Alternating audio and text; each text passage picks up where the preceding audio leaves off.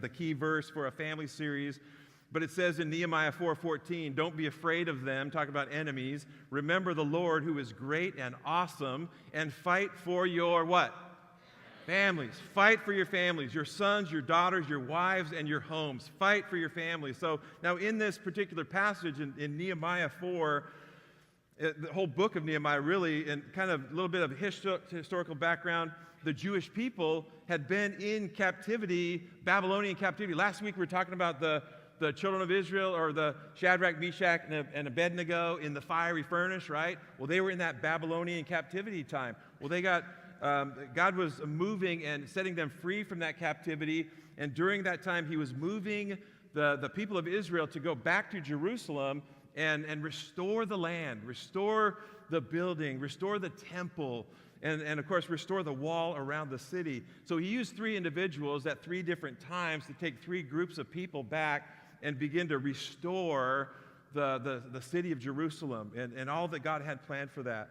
So Nehemiah was the one that once the people got there, they'd been there for a while, and they were rebuilding the temple and the land, all that stuff. They'd been there for a while, but Nehemiah was being led by God to go back and begin to rebuild the wall that goes around Jerusalem. Now, we know a wall is important and so crucial, especially because it provided protection from outside attack and security on the inside for the families there. God would lead these people with Nehemiah and his leadership. He would lead that group of people to rebuild the wall around the city of Jerusalem in 52 days, which was a miracle, which was God really moving and doing all kinds of things. So they were doing God's work his way and rebuilding that wall, and it got done in 52 days. But during the building process, they had some enemies that were trying to keep them from restoring the wall, and they kind of kept them in a constant state of fear and confusion and distraction in order to keep them from building that wall and experiencing the peace and the protection that comes with God's protection upon the city. Here's the connection. We still fight that battle today.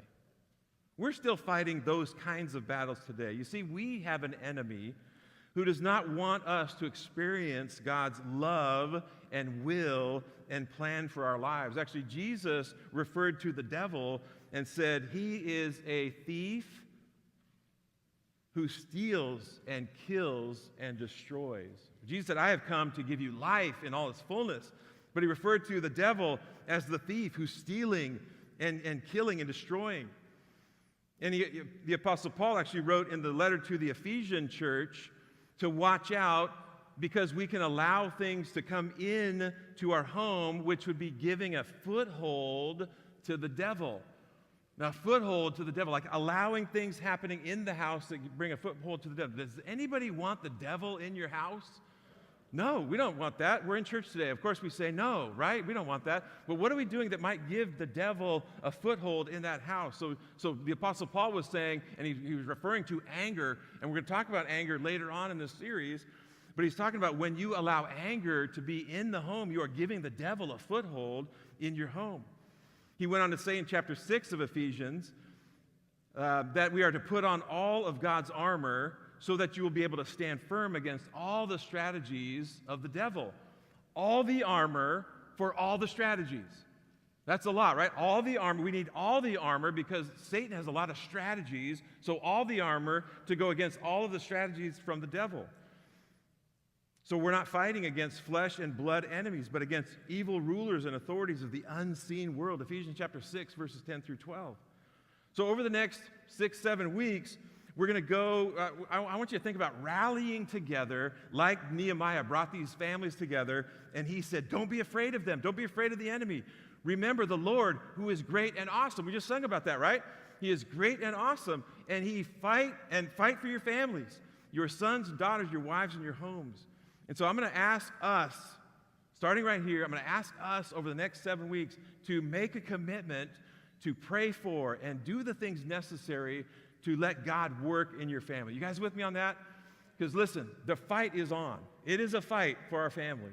And we want, if you're thinking you're not going to have to fight for your family, you're wrong. If you're thinking, well, everything's going great right now, Satan's going to come along with some kind of strategy to try to get a foothold in there and tear up and bring confusion and destruction and all that in your family. Is anybody with me on that? Right? So we want to make sure that, man, we understand the fight is on. Now, here's what we're going to do. Today we're going to talk about this. The fight is on. So kind of what are some goals that as a family we could unite around? So we know we're in a battle, or we know we're going into a battle. We're facing an enemy. We have opposition.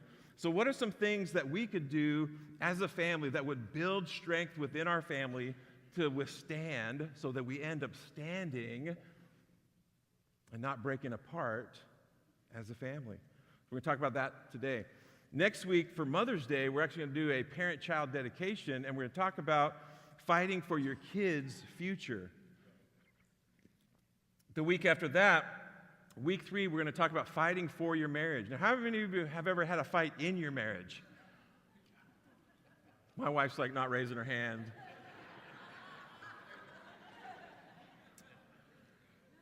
Denial. Okay, so anyway, we're talking about fighting for your marriage, like being in this together, in the corner, the same corner, fighting against the enemy, fighting for. Then we're going to talk about fighting for financial freedom. We're going to talk about fighting for balance and boundaries in the busyness. We're going to talk about fighting for an emotionally healthy family. And we're going to talk about fighting for authentic fatherhood on Father's Day. So we're going really from this Mother's Day kind of, today's happy Cinco de Mayo, right? You're like, woo, okay. From Cinco de Mayo to Father's Day, this family series, and hopefully you'll commit with me, and let's rally together and say, let's fight for our families. You guys with me on that? Uh-oh, we're in trouble. All right, so here's what I want you to think about today. So we're going to talk about the fight is on. So what are some goals, or what are some things that we want to unite as a family on to build strength within our family? And I want you to think about like 4 walls, the walls of your home. I want you to picture 4 walls that are necessary in your home to build strength and have protection and all those things that are necessary. So we're just going to talk about 4 walls. And they're not necessarily in order. They're not more important than the other. They're just 4 walls that we want to kind of identify with and say, man, we as a family want to make sure that this wall is strong in our home, okay? So before we talk about those 4 walls, though, I just want to mention what's really important before you put the walls up is to have a good foundation, right? You got to have a good foundation. Now, it's so important before you start putting up those walls to have a good foundation. It's critical. You can't just put up 4 walls without a solid foundation and expect it to last. It might be a temporary structure or a tent or a fort, but it's not going to last. The weather is going to come quickly and collapse this structure if it's just walls without a really solid foundation. Just walls without a solid foundation, any pressure, crisis, storm that comes along, bad weather, all that's going to push that thing down. It's going to huff and puff and blow that house down, right? Okay? So Jesus said it this way in Matthew chapter 7. He said, anyone who listens to my teaching and follows it is wise, like a person who builds a house on solid rock. See that foundation? Though the rain comes in torrents and the floodwaters rise and the winds beat against that house, it won't collapse because it's built on bedrock. It's basically following Jesus' instructions, not just listening, but following Jesus' instructions closely. You're not a follower of Jesus because you attend church. You're a follower of Jesus by following Jesus. Did you get that? I heard something this week at the Thrive Conference. One of the speakers said, the key to faithfulness is faithfulness. The measure of faithfulness is faithfulness. And he's like, I noticed a lot of you didn't write that down. Let me say it again. The measure of faithfulness is faithfulness. You know, that kind of thing. So I'm going to say this. Following Jesus, it's not about coming to a meeting. It's about following Jesus. Like I'm following Jesus with my life. It's not all about what happens here. It's about what's going to happen during the week as I'm following Jesus. Now I'm going to get fired up about Jesus, and I'm going to learn something about Jesus, but I'm going to go out and I'm going to follow his teaching. It becomes the base of my life, the foundation of my life, the most important piece of life and health in my home and with my family is that foundation of Jesus Christ. 1 Corinthians 3:11 says it this way, "For no one can lay any foundation other than the one we already have, Jesus Christ." Ephesians 2:20 says, "Together we are his house, built on the foundation of the apostles and the prophets, and the cornerstone is Jesus Christ himself." So everything else is on that. Like, we got to have that. That's the most important, crucial piece to the whole structure. So it's Jesus, so that foundation. So your step through this, I'm just going to say this right up front, the starting point for you might be to decide today that you're going to let Jesus be the foundation of your life and your family. Maybe you need to make that commitment. In the one-on-one class today, we had a one-on-one class today. We talked about church and membership and those kinds of things, what our church is about. In the one-on-one class, we start with the foundation of salvation. And we had a person in our one-on-one class today invite Jesus Christ to come into their life. Yeah. We had 3 other people in the class recommit their lives to Jesus Christ today, right? And so we had a great one-on-one class. We just celebrated together, and we said, man, the person that accepted Christ as their Savior, we were like, man, today's your spiritual birthday. Happy Cinco de Mayo, okay? So foundation, though, so important. Don't just focus on the walls. Think about that foundation, right? So now let's talk about, after we have that foundation, building the walls on the foundation of Jesus Christ. So I'm going to give you 4 walls. The first one is the wall of fun. The wall of fun. I know, I'm starting with the fun one. Sunday fun day, right? So we'll start with fun. These aren't, like I said, not in order, but they're all important. So I want you to write next to the word fun, I want you to write the word recreation. Recreation. Is it already on there? Don't write it then, okay? Circle it, okay? So, all right, recreation. So often, I'm just having fun, all right? So often, we get so serious as a family, as parents, as husbands and wives. We get so serious about doing the right things and doing it the right way that we forget to have fun along the way. And this can be the missing element in a lot of homes, is having fun together. Proverbs 5:18 says this, "Let your wife be a fountain of blessing for you. Rejoice in the wife of your youth." Rejoice, right? You see that? Rejoice. It's like, be happy with the wife God has given you. But it's not just be happy. It's like, okay, God, I'm happy. Look what he's given me. I'm like rejoicing what God has given me. I mean, she's pretty hot, right? I mean, this is awesome. I'm rejoicing in the wife of my youth. This June, we will celebrate our anniversary. We will celebrate our anniversary. I was checking to see if she knew that it's 38 years, okay? So anyways, rejoice. Rejoice with the wife of your youth. It says, man, this is it. There's kind of that first love state in the marriage. It's like, make it fun. It's so weird that we would spend a bunch of time and money and energy to have fun with this person and then marry him and try to now fix him. It's all about fun. And then now it's, okay, now we need to fix each other. Like, no,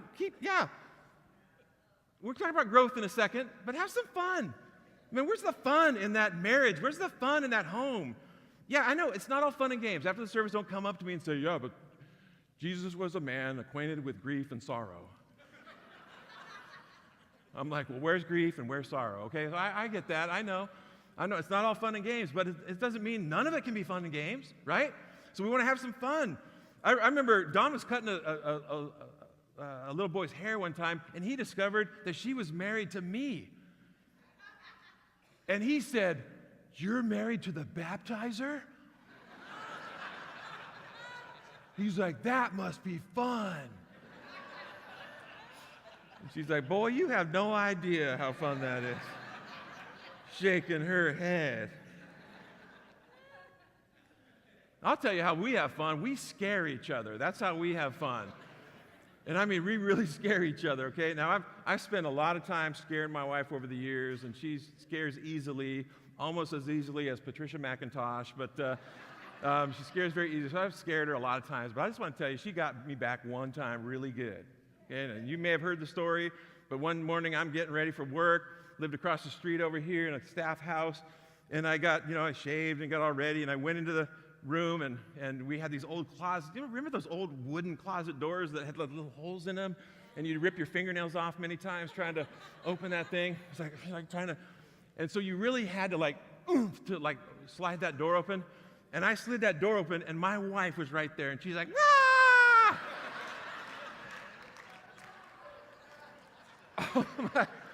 I'm like, I went into the fetal position on the bed.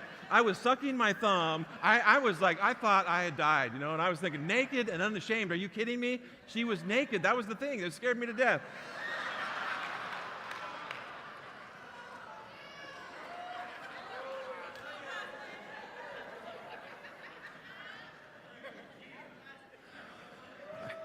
You look at this woman and you think, man, she's beautiful, she's so nice, she's friendly and all that stuff. She is wicked, okay? So she's like, scared me to death. She needs Jesus in her life. Okay, so I'm just saying she got me back, okay? So I'm no saint, all right? So we have fun, right? We have fun. We have 4 kids. We want to try to have fun with those kids. They're married now and have their own kids. And the Bible says in Proverbs 17:22 that a cheerful heart is good medicine. Psalm 127 verses 3-5 says, children are a gift from the Lord. They're a reward from Him. Children born to a young man. Now, I will say this. Back up a second. They're not the only reward from Him. So I don't want to fly by this and say you have to have children to be rewarded by God. It's not the only reward from God, okay? So if this has been a struggle, and we've seen that a little bit in our family, if that's a struggle, that's a struggle. It's not the only reward, okay? So just to say that real quick. But it says, children born to a young man are like arrows in a warrior's hands. How joyful is the man whose quiver is full of them. So my wife and I, we got married when we were 20. We had all 4 kids by the time we were 28. That's why we're so young, She looks young, okay? So, but it's just been a joy. Just a joy. And just having fun. Just trying to have some fun. It's not all fun and games, right, but to have some fun. So I text my kids, and I'm like, hey, what were some of the most fun things we've done? And they still haven't answered me. So I sent them to their rooms to think about it longer.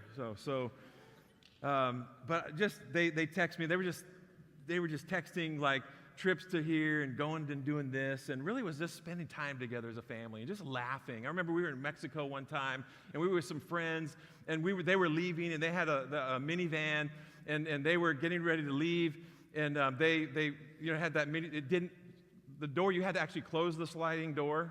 I know you don't have to do that anymore, but you had to throw it closed. And one of the daughters was sliding that thing closed, and she had to really pull it hard. And I had an empty 2-liter bottle, and I stuck it in the door. And as it crashed, you know what it sounds like when a 2-liter bottle crunching? That sound? It was like she slammed that, and it crunched really bad. And I was like, ah, my arm! And she flew up, and she's screaming. So yeah, I told you, I'm not a saint, but it was funny. Okay, so. Let me give you a picture. Just a real quick picture of what a fun dad looks like. Can we see that? Look up the screen here. Do we have it?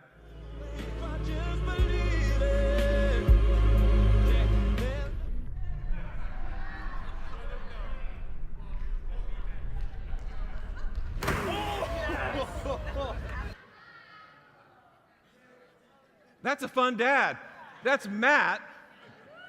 At Thrive, I called it the Thrive Dive, okay? So he posted that on Facebook, and his wife said this, in case your kids didn't already know you're amazing, they do now. Isn't that awesome? That's fun, okay? That's fun.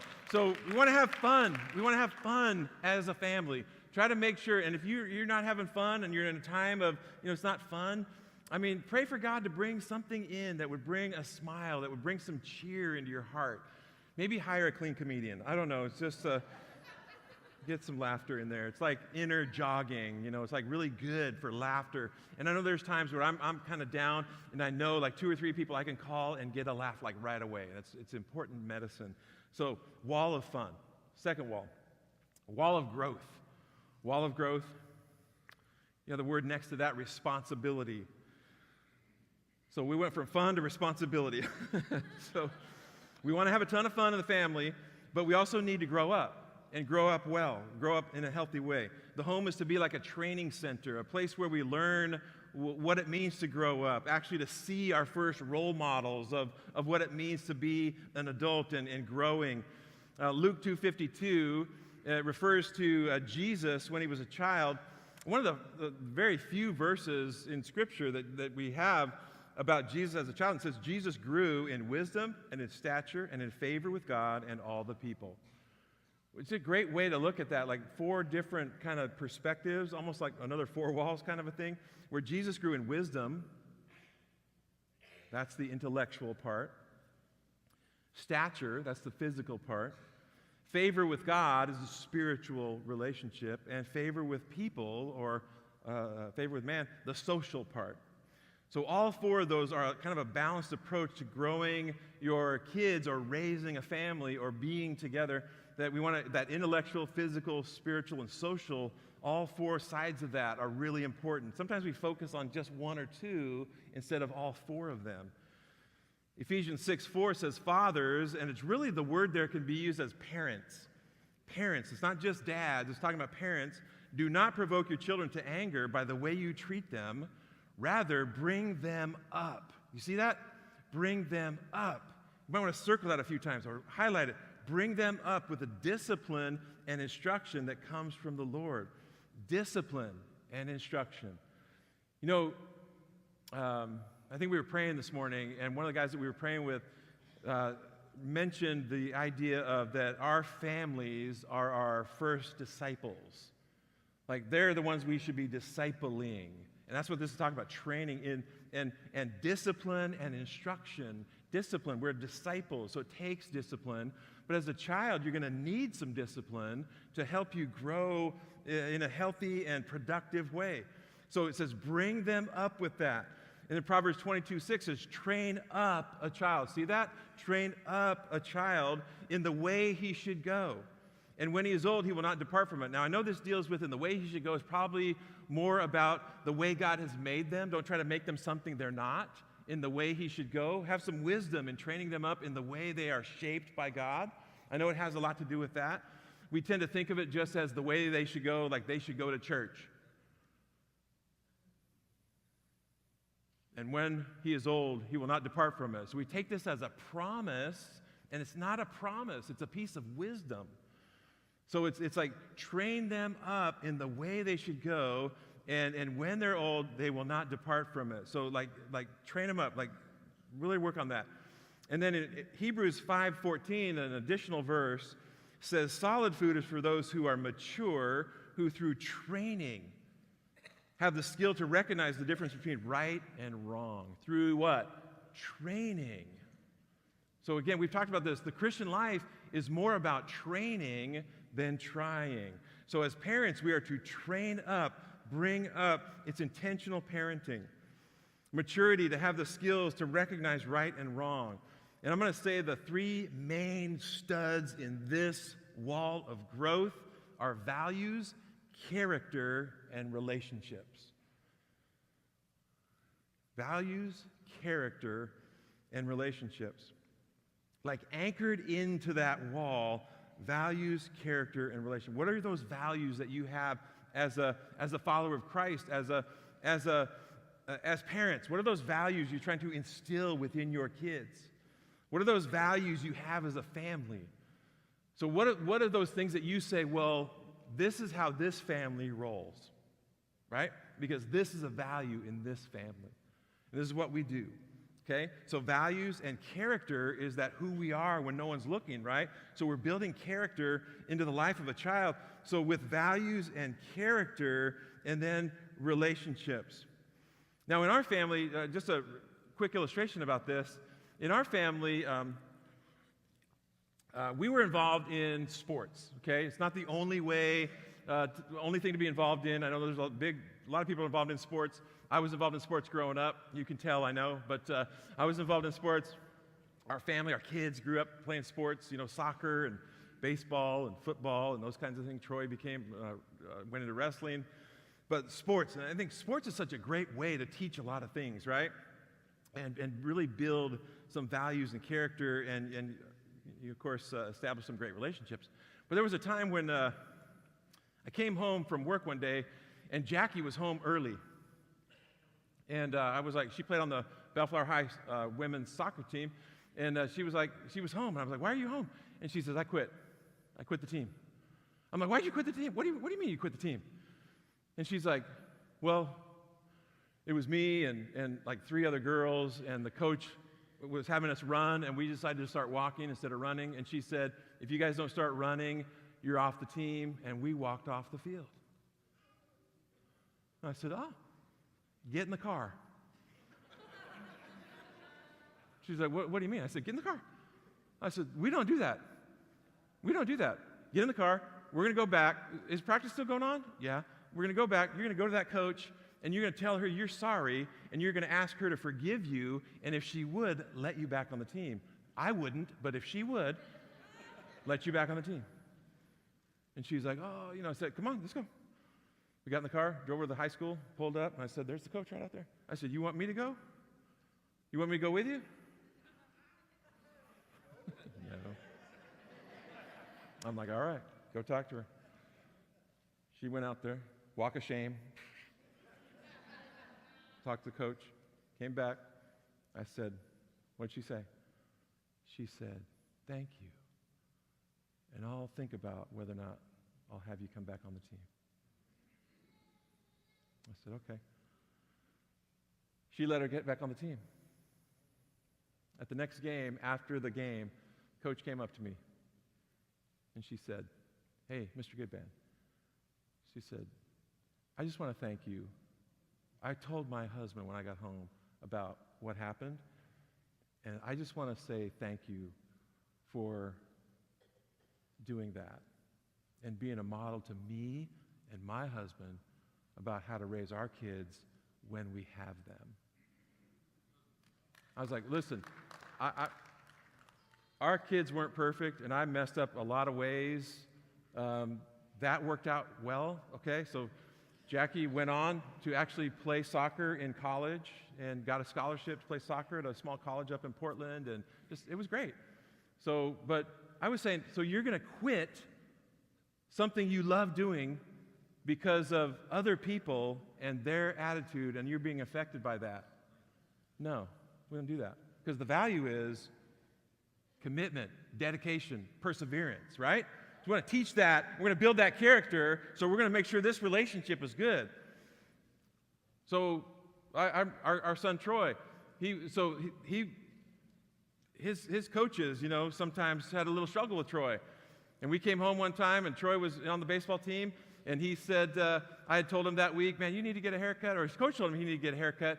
And I saw his hair after my wife cut his hair, and I said, did your coach say anything about your hair? He said, no. And I said, well, then that's not good, because if he thought you got a haircut, he would have said something. You need to cut it shorter. He's like, I'm not going to. I'm like, okay. So we came back from a trip, and the game was game time, and Troy was on the bench, and the coach said, Mr. Goodban, can I talk to you for a second? I said, sure. He said, I just want to explain why Troy's on the bench, and he's not starting today. I said, you're the coach. You don't need to explain to me.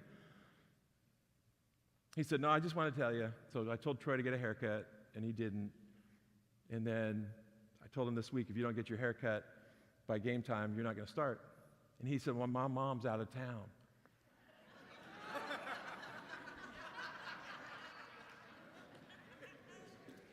And the coach said, your mom's not the only one in town that cuts hair. And he said, she's the only one that cuts my hair. So he wasn't starting. So, I'm like, hooray, coach, hooray, coach. Why? Because I'm trying to teach my kids. This is about values, and it's about character, and it's about relationships. It's all this stuff, right? So I'm just saying, what are you teaching your kids? What are those values that you're instilling within your kids? And I'm just saying, I didn't get it right all the time. I'm not saying I'm the perfect example of it. I'm just saying there's a couple times that actually went well, okay? So what is it worth fighting for your family? This is it. This is worth fighting for your family. Like, you're the parent. You are in charge of instilling this within your family. You cannot abdicate this role, this God-given role as a parent, to anyone or anything else. This is way too important to let the child be the decider here. You can't be the one that's like, oh, okay, what do you want to do? What do you want for breakfast? I want cake and ice cream. Okay, I don't want to upset you, so here's cake and ice cream. Now, I can do that because I'm the grandpa, okay? So, but like, man, what are those values, character, relationships? Do not abdicate that to someone or anything else. No internet, no Google, no social media. You are intentionally the parent. Get in there, hang in there. It's tough. It's tough. But do it. They need that discipline and instruction. And of course, this relationship with Jesus is in you, and that's the foundation. So you're praying, and you're asking him for grace and patience and all that stuff, and he's working. And this never stops. Man, I used to think, man, once my kids got out of the house and had their own families, it's going to be so much easier. No. It's like, man, we're going through some stuff right now. I'm like, man, I want to see growth in me and in my wife and in our kids and our grandkids. We just want to see that. There's still challenges, but we want to continually, as a family, make sure that this wall is up, that we're going to grow through this. Wall number 3, wall of support. Wall of support, the word refuge next to that. A refuge is a place of shelter, a place where you are protected, you feel safe. This is what home should always be, and I know some of you, many of you, may not have experienced this in the home that you grew up in, but you're going to find this in Christ and your relationship with God and in the church and new relationships. But I also know that God's going to bring restoration and reconciliation. But here's what it says in Ecclesiastes 4, verses 9 through 12. It says, 2 people are better off than one, for they can help each other succeed. If one person falls, the other person can reach out and help. But someone who falls alone is in real trouble. Likewise, 2 people lying close together can keep each other warm. But how can one be warm alone? A person standing alone can be attacked and defeated. This is crucial right here. A person standing alone, attacked and defeated, but 2 can stand back to back and conquer. 3 are even better, for a triple braided cord is not easily broken. And we usually say that's kind of that symbol of God being in there, in that relationship.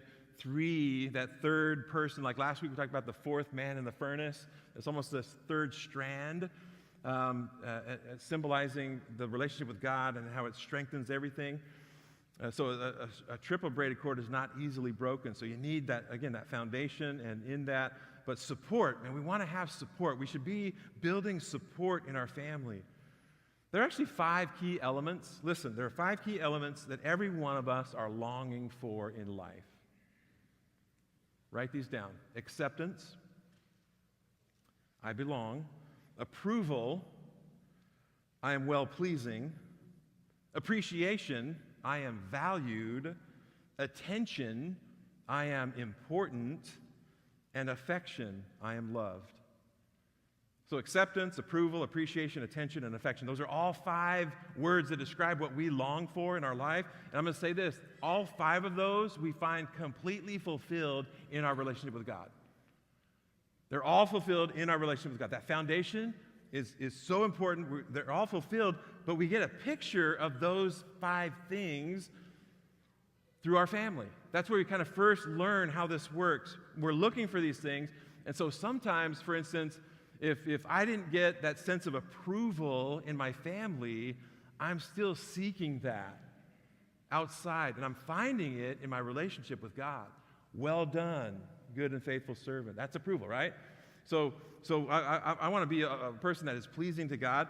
So those things we look for in our family, we don't find them, we start looking other places. They're found in God. And I'm saying that we want to be a supporting family that is building these elements and freely giving them in those families. And if you didn't get that, if you didn't connect with those things in your family, you can still start today. Like with your relationship with God, start doing those things today within your family. And quit trying to change your past. Start working on your future, right? You can't say, well, I didn't get all, quit expecting God to give you a different past. That's not going to happen.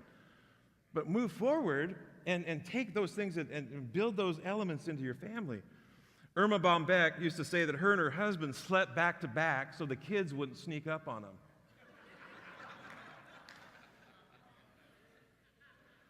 I think we need this kind of mentality in our families and in our church to stand back to back, fighting for one another, not fighting with one another, but fighting for one another. We commit to be a storm shelter, not a storm center in our lives. Proverbs 14:26 says, reverence for God gives a man deep strength, and his children have a place of refuge and security. Again, this never stops.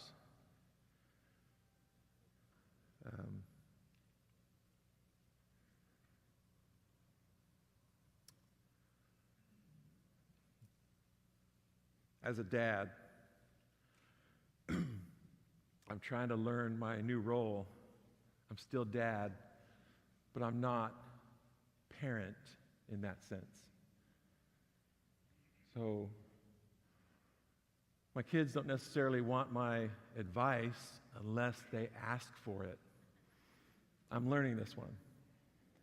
And I'm learning that sometimes I'm trying to fix them, and what I need to do is hug them,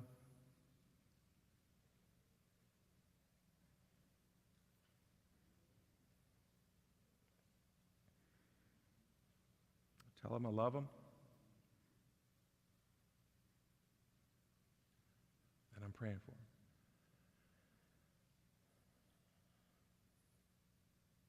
Man, that's hard.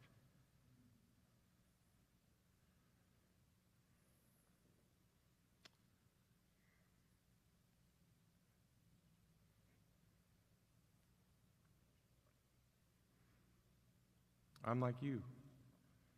I want to know that my kids are all right and they're happy.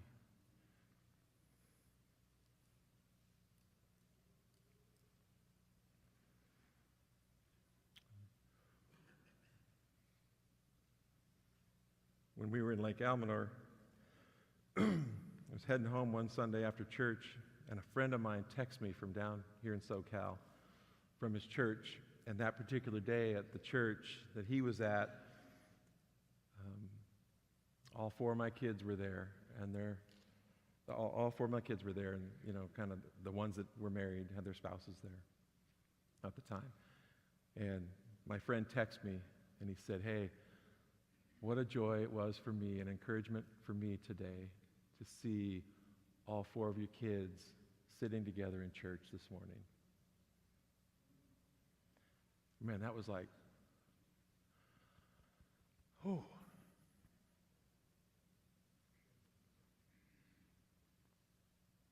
Because I was away from them. I could see them all the time. And that's life now. I just want to make sure, as a dad, as a husband and wife, as a family, we're doing the best we can to stand back to back and support one another, that wall of support. It's huge. Number 4, I call this the wall of service. And the word next to that is redemption. The reason I was thinking about this, because we talk about getting involved in ministry and teaching your kids to get involved in ministry and share their life and those kinds of things. And we want to teach them that as a value growing up, to serve and to see others and to minister. But more importantly, I want you to just think of it this way this morning. Do what you can to put your family in the front row of redemption. I don't know if you know what I mean by that, so let me explain it a little bit. The front row of redemption is to be involved in seeing God work in people's lives and change lives. Okay? So figure that out. Like, how can you do that? Ask God for instructions on that, prayer for that. So 1 Corinthians 16:15 talks about a family. It says, do you remember Stephanas and his family? They were the first to become Christians in Greece, and they were spending their lives helping and serving Christians everywhere. What an impact that they had. Acts 16:34, after the Philippian jailer came to know Christ, it says he brought them, the Apostle Paul, and brought them into his house and set a meal before them, and he and his entire household rejoiced because they all believed in God. Romans 12:13 in the Living Bible says, when God's children are in need, you be the one to help them out and get into the habit of inviting guests home for dinner, or if they need lodging for the night. What if you would just to say, as a family, God, you've blessed us with a home, and many of you do, and this is awesome. You've blessed us with a home. Make it a place of redemption for other people. A place where we can find God working in our lives and the lives of other people. We could do that in a lot of different ways, but how is it that you could say, okay, as a family, let's do this together? I mean, Murdoch's talking about this mission trip in July. I mean, what a great way as a family or a couple family members to go and really learn about missions together and kind of that heart of service. You can talk to him more about that after the service if you want. But just getting real in ministry and getting outside of ourselves and serving others and giving and helping others out. So these four walls, the fun, the growth, the support, and the service, these are all really important. Again, not necessarily in order, but just really important to be walls. When Nehemiah said, don't be afraid of them, remember the Lord who is great and awesome, and fight for your families. Let's fight to build good walls within the family, not walls to keep people out, but walls of strength that actually are boundaries and values and build character and all those things. So here's what I want us to do in kind of a response mode today. What if we took the next 7 weeks, start with today, and make a new commitment to family? What if we say, hey, it's not just about me, but it's about my family. And maybe me is the only one that's here today in my family, but what if I or you make a commitment over the next few weeks just to say, God, I want you to do something different in me, and I want you to do something different in my family. So here's what I want you to do. I want you to bow your head, close your eyes, and I would just ask you a couple questions as the responders come up, our response team comes up. So we're going to open this up for prayer in a minute. But let me ask you a couple questions. Started off by saying how many of you have a family and how many of them are perfect, but let me ask you this question.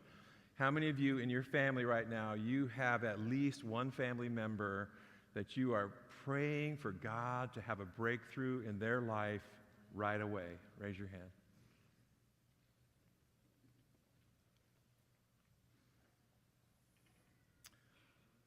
Again, everyone, bow your head, close your eyes. I just want to ask this. How many of you would say, God, we need help in our marriage, and we're asking you today to bring healing and health in our marriage? Just raise your hand up to God. Say, God, I want you to have a breakthrough in our marriage. Maybe you're thinking, God, I just want you to work with my kids. Help me to be a good dad. Help me to bring more fun and growth and all those things in the family. But help me to be a good dad, a good mom. I need wisdom. I need patience. I need instruction. Raise your hand and say, God, that's me. I need that. Let me ask you this. How many of you would raise your hand and say, today, Pastor Ken, I want to start with the foundation of Jesus Christ in my life, and I want to give my life to Jesus, give him control of me and my family, or I want to rededicate or resurrender my life to Jesus? Just raise your hand up to God and say, this is for you, God. I want to do this. God, you see our hands. Again, you know our hearts. And I pray, God, as we move into this time of response and prayer, God, sometimes we're thinking, I know I do, I think that fighting for my family involves me fixing things and me being more intentional and me doing things and me being there and having to say certain things in a certain way. God, maybe throwing a book at my kids, or to read this, or to give them instructions about that, or advice about this. And God, fighting for my family often turns into an assignment that I feel just overwhelmed with.